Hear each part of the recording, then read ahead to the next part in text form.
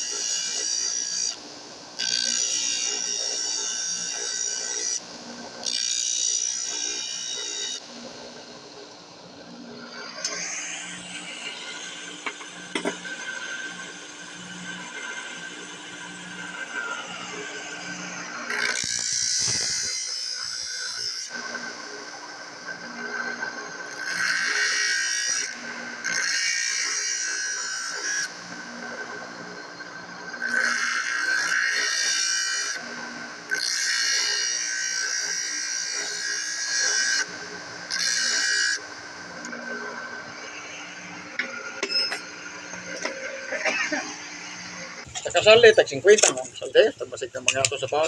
Kang kang nante. Filter ya ha? Ha? Filter ya ha? Ikaw, kung pinis ito, tagpila yung ba? Pagkatapos nating mag-cutting mga katare, pupormahin natin itong ating blade gamit ulit itong malaking cutting wheel natin or cutting disc. So panoorin nyo po ang pagporma ng blade natin mga katare.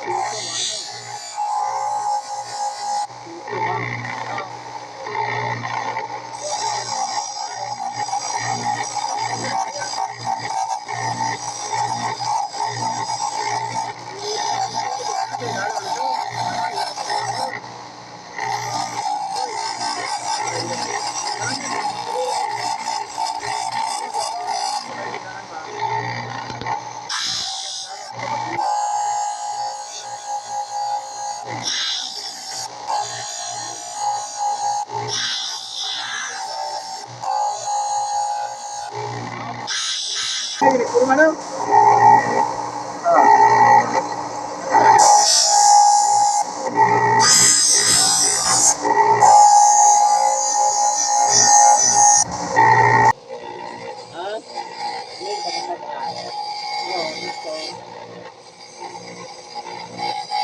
Ayaw na rin. So dito mga katare, tapos na tayong magporma at maglinis ng blade. So nakuha na natin yung forma na gusto natin. So dito sa garol naman tayo. Si Boss Victor yung may-ari ng tare, no? Meron siyang dalang mga lumang tare. So ito na lang po yung gagamitin nating garol. Binunot na natin yung mga blade dahil may clean na, hindi na magagamit. So panoorin nyo po, ito po yung mga lumang garol na pinagbunutan natin.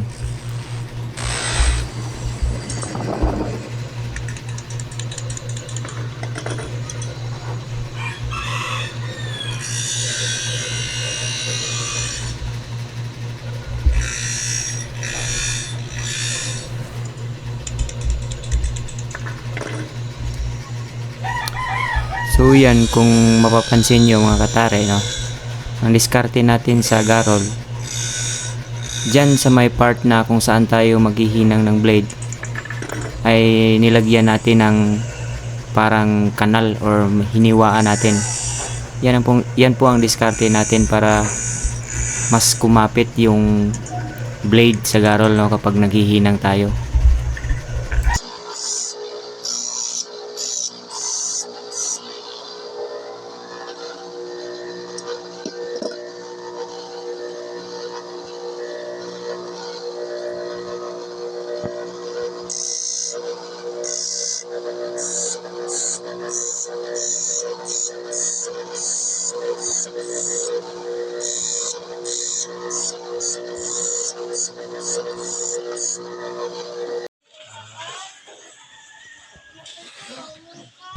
So dito ay maghihinang na po tayo, no?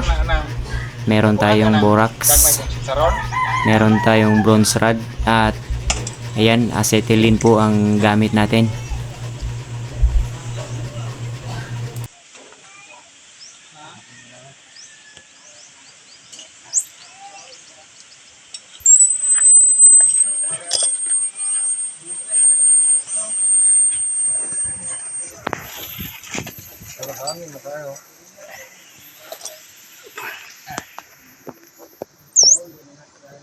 Padala ng hangin ko. Ada kan. Ikaw sa pressure ng sobrang hangin ang ka.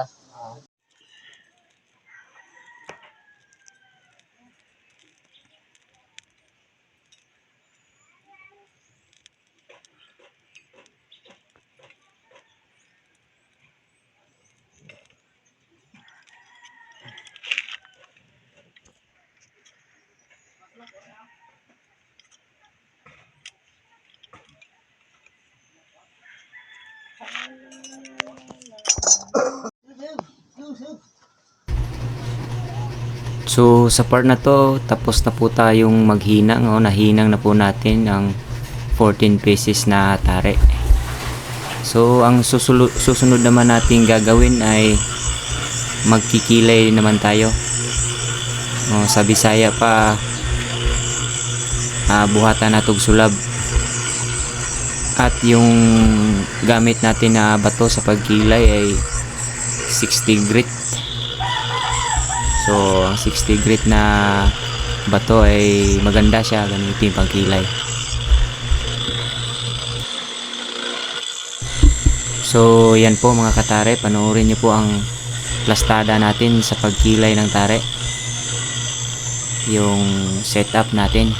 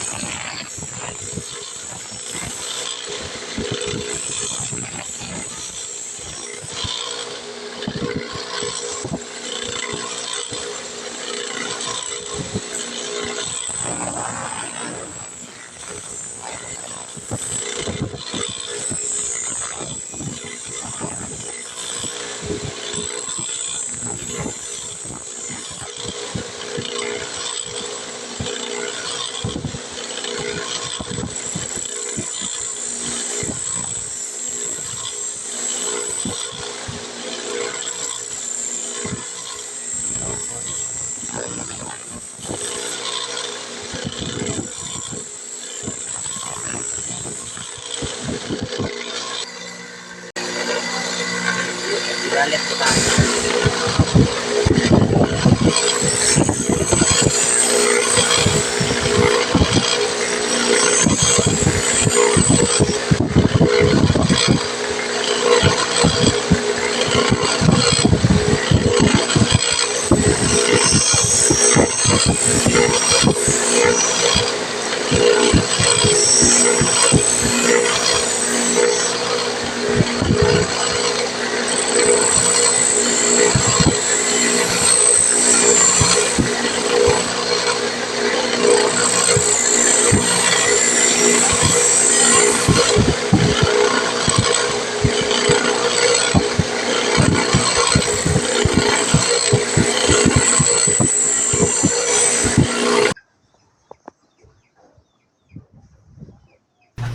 So sa part na to, tapos na natin kilayan itong 14 pieces na tare natin. Susunod naman natin gagawin ay tatanggalin natin itong pintura na nasa blade natin at pakikintabin at pakikinisin natin itong garol. So yan, panoorin nyo po mga katare ang proseso na to.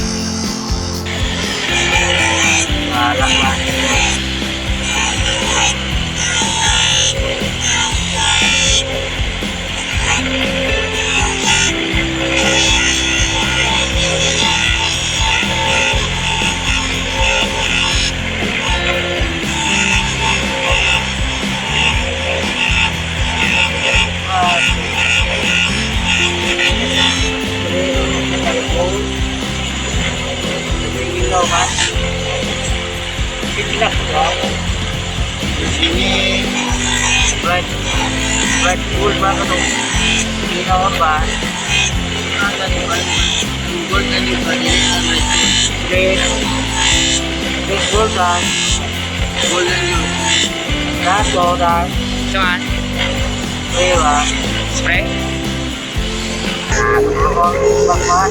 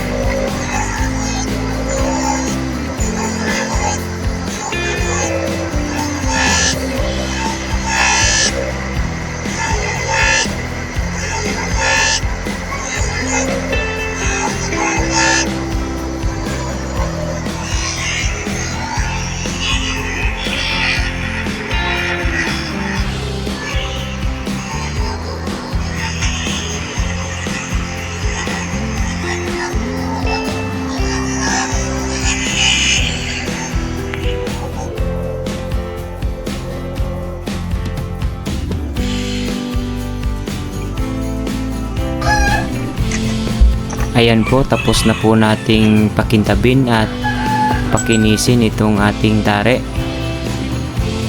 So dito nag-jump na po tayo. Ikinat na po natin kasi masyado nang mahaba po itong ating video. Hindi na po natin na-videohan ang pagkulay ng garol. So ayan po, tapos na po itong 14 pieces na tare.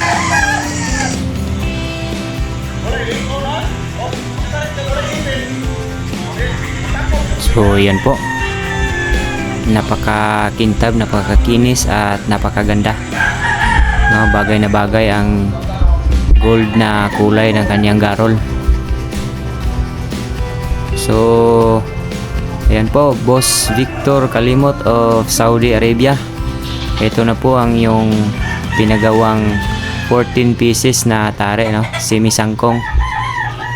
So bago po natin tapusin ang video na to, sa mga bago pa lang po dito sa aming channel ay huwag kalimutang mag-subscribe at click mo na rin ang notification bell para updated ka sa mga susunod na video na i-upload po namin. At i-shoutout na rin namin si by Victor Cabaron of Bastiot Mall, Boal, Cebu. Bye! Big shoutout sa iyo dyan, at kay Boss Abay Tago of Kabukgayan, Biliran. So yan, maraming salamat po.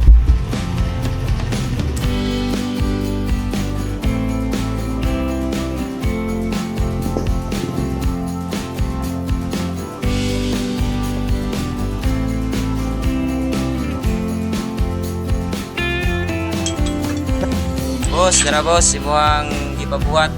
Boss Victor Kalimot. Ay imuang tagaw. Ratong maker. So, boss, kaya rin na dire. mana imuhang 14 ka bulang.